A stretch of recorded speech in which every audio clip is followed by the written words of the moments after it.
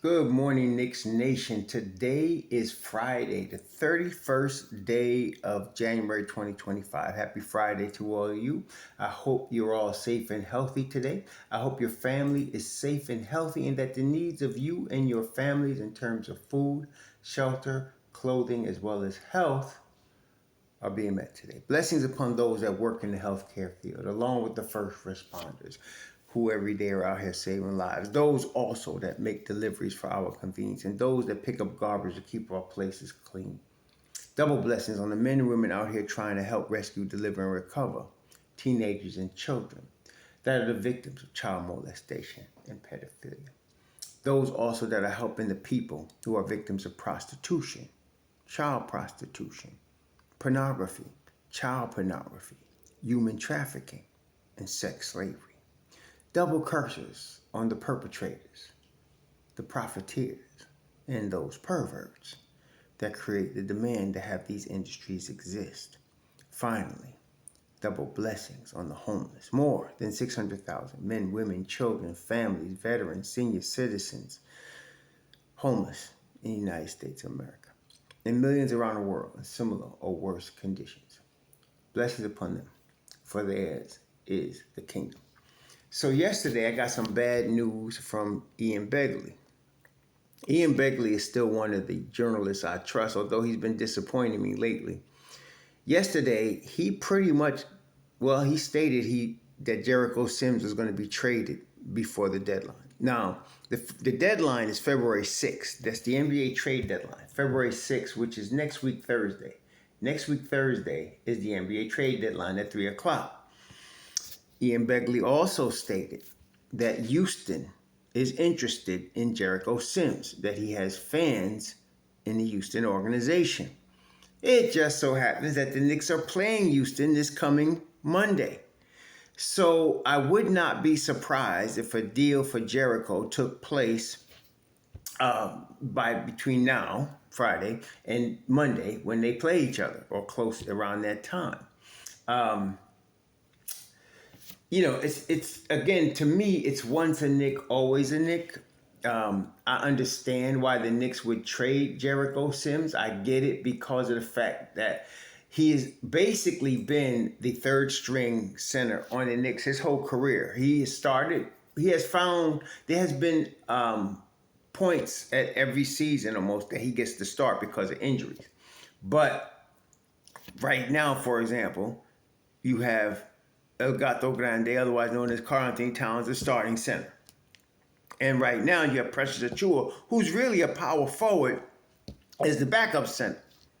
Precious Achiuwa is more effective, no diss to Jericho, but he's more effective on both ends of the floor as a center than Jericho Sims. And now you have Mitchell Robinson coming back. We'll get to him in a second. You have Mitchell Robinson coming back.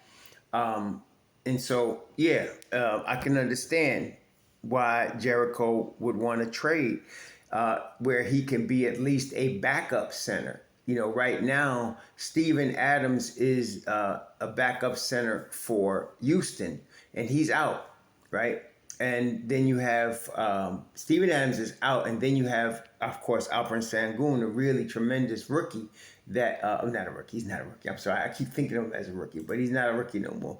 But the young player that's really now making his first All-Star team, congratulations to him.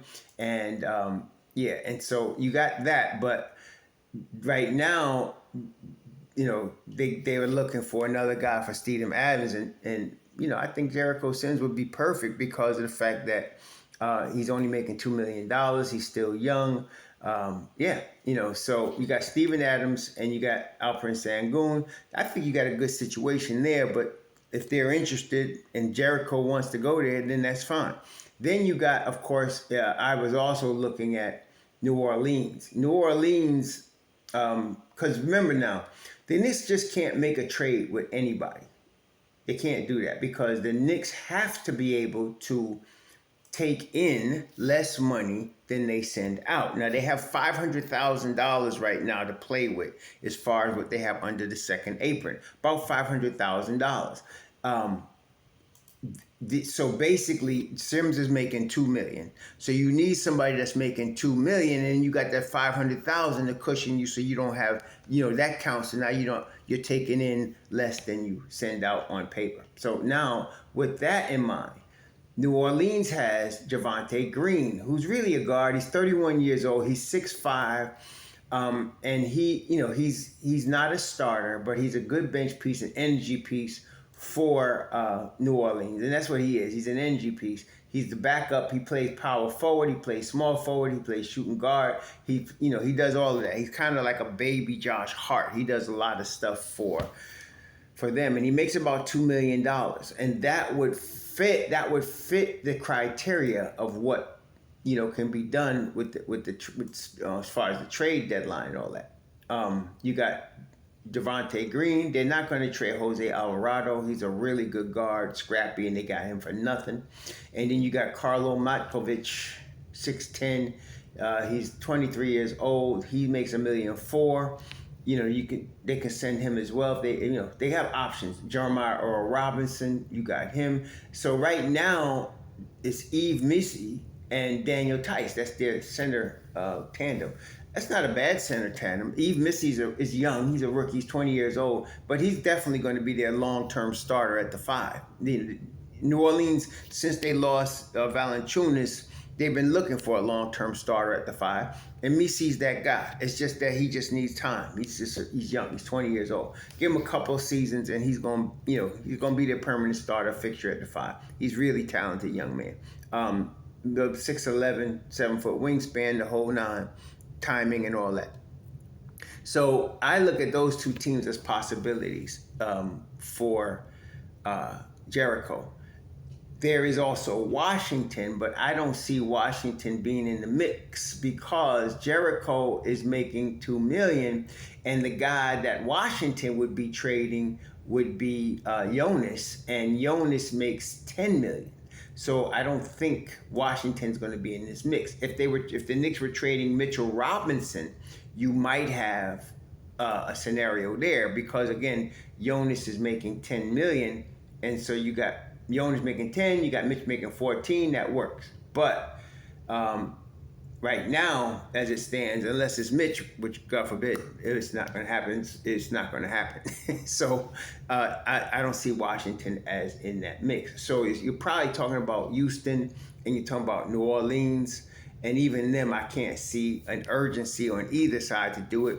They would probably, both of these teams, that this is the Don you're dealing with. He ain't Jack the Ripper, but he's going to want something. And what he's going to want, it's not hard to figure out. What he's going to want is a second round pick. He's going to want a second rounder for Jericho because that's what he spent on Jericho, a second rounder.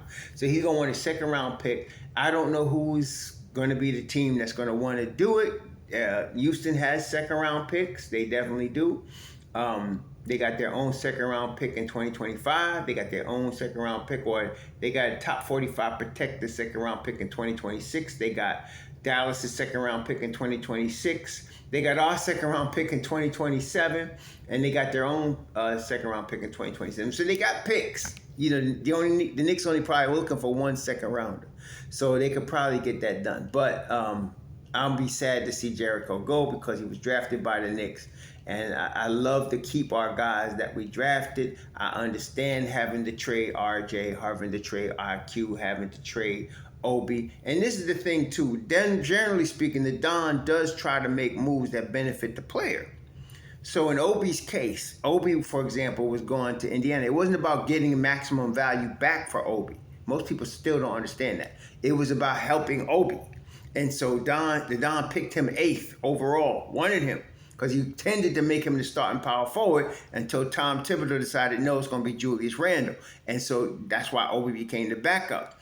Then he traded him to Indiana, intending for Obi to get an opportunity to start in Indiana, which he would have got. But then Indiana went and got all-star, all-NBA Pascal Siakam, and now Obi's backup again. But that's not the Don's fault. He tried to help him. Same with IQ, he's a starting level point guard. He trades him to a team where he gets the basketball, he becomes the man with the ball, and he gets the starting level point guard. So he always is helping his guys, right? I think the same here would be for Jericho. He's probably going to give Jericho an opportunity to be a backup to somebody. Now, the two teams I named, I don't think that'd be the case unless Steven Adams is going to retire. Then Jericho moves in behind Alperen Sengun.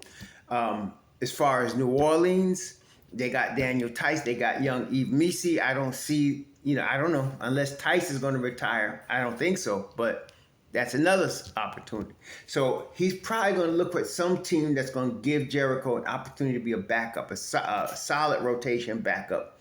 I don't know what the team is at this point, but it's going to have to be less than $2 million. I do know that. So, or $2 million or less. So that's where we at with Jericho. With respect to Mitchell Robinson, in the same podcast the same report that Ian Begley did, he mentioned Mitchell Robinson, he mentioned Jonas Valanciunas, but he didn't commit to a move being done. I can see a move not being done, and the reason I can see that is because the rumors now are, and I hate to put that word out there, but the reports I see, put it that way, the reports I'm seeing on both BSPN and Mitchell Robinson himself is that Mitchell Robinson expects to be back for the game against the Boston Celtics on February 8th. Now, if he expects to return and make his Knicks season debut against the Boston Celtics on February 8th, that means he's not being traded because the trade deadline is February 6th. So the trade deadline is next week, Thursday. The Boston game is next week, Saturday night. So if Mitchell Robinson is going to be playing for the New York Knicks on Saturday night, he's not being traded because the trade deadline is the Thursday before that. Okay? Tom Thibodeau's been real low-key about Mitchell Robinson. First, he wasn't cleared to run. Then the last time he was running and jumping, but light contact. I think they are preparing him but keeping it on the DL. They can't sit him out purposely if he's healthy, but they're preparing him and keep him on the DL. And Thibs said they're not going to rush him back. I really believe that this is a little bit of a tug of war between the Don and Thibs. Thibs loves Mitchell Robinson, and for good reason. Mitchell Robinson fits like a glove in Thibs' defensive scheme, like a glove. And we have seen Mitchell Robinson dominate the Cleveland Cavaliers and Joel Embiid. So Thibs wants him. And coming off Thibs' bench, oh my gosh, yes. But the Don is seeing, listen, I could get Jonas Valanciunas for the less money, and he's more available. And Jonas is more available. He's not as athletic as Mitchell Robinson. He doesn't run the floor like Mitchell Robinson. But he's available. He's tough, he's big, and he's available. Okay, and you're talking about a backup center. Tough, big, available vet. He's a little older. He is. So I think this is a bit of a tug of war between the Don. Light tug of war, no war, but, Thibs probably wants Mitch Rob to stay. I can understand that. He ain't got to teach a new guy his system. Mitch Rob knows it. He's going to have Mitch Rob healthy. He's going to have Mitch Rob coming off the bench. All that works in the favor of availability. Then, of course, the talent of Mitchell Robinson coming off your bench with Deuce McBride and possibly Josh Hart is ridiculous. So Thibs, being a long-term NBA coach, understands all that. So on the one hand, Mitchell Robinson is saying he'll be back on February 8th against the Celtics. And on the other hand, you got speculation about a trade. Somebody's lying. I favor Mitch Rob on this one. So I'm thinking he's going to be back a week from tomorrow against Boston on Saturday night. But I think we're going to lose Jericho Sims. Which, again, it doesn't hurt us, the Knicks, as far as record. It doesn't hurt us at all because you're going to have Karl Anthony Towns, you're going to have Mitchell Robinson, and you're going to have Precious Achiuwa. All can handle that 5 spot. And Precious is really a power forward that can handle the 5 spot. And Gato can play power forward too if you need him to. So you got everything you need. It's not about need. It's just heart. It's just once a Knick, always a Knick. That's all. And so I wish, even in advance, we're going to probably lose Jericho, but I wish him the best. I hope he does get the backup role in somebody's rotation. He deserves it. He's worked hard for it. He's starting to develop some low post moves and go back up with the basketball recently. Getting the most out of what he can out of himself. He's from Minnesota. That is Jericho. And I think his jersey was retired recently at his high school in Minnesota. And then he spent at least 4 years. He was a 4-year player at the University of Texas in Austin. That ain't Houston, but, he's in Texas. So we'll see. I wish him the best. I hope this works out for him. I think he's going to be traded in the next 6 days, 6 or 7 days, and that'll be that. Don's looking for a second-round pick. He'll probably get it. And then we'll move on with life. Tomorrow night, the Knicks are going to be playing LeBron and the Los Angeles Lakers. Now, just real quick on this one, because Anthony Ambulance is not going to play, of course. And so you're going to have LeBron and Bronny, and they got a nice team now. But they've been dealing with a lot of injuries because Dorian Finney-Smith was out last night. Gabe Vincent was out. Jalen Hood-Scafino has been out, along with Anthony Emmett, Christian Wood. All these guys they acquired to try to cobble together a championship team around LeBron are hurt. Okay, and so that's a problem. So you're talking about AD is out. Jared Vanderbilt, he just came back. He's ailing. So you got Vanderbilt probably starting at the 5, or Jackson Hayes, LeBron, Rui Hachimura, Max Christie, Austin Reeves, and then they got Dalton Connect, the rook. They're trying. We can't sleep on him. It's still LeBron in them. We got to go out there and spank him if we can. Okay, you can't show no mercy to him. But they hurt. They hurt. So we got that tomorrow night. The Knicks just got to come prepared. They're going to be. Jalen Brunson is now mastering reading the game, which is scary.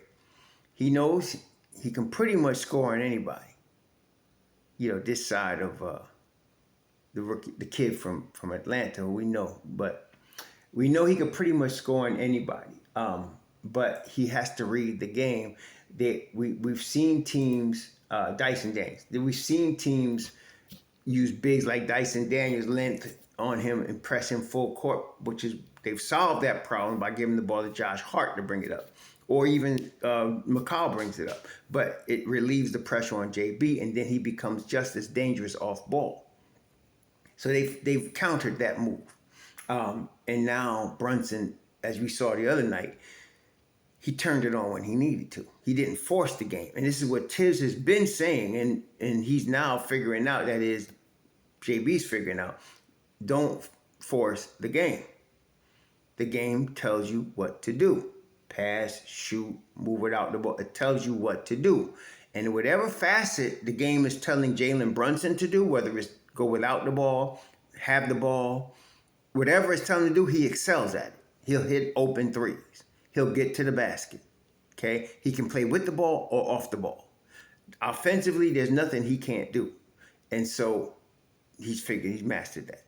Then you have now OG Anunoby nailing threes from the corners.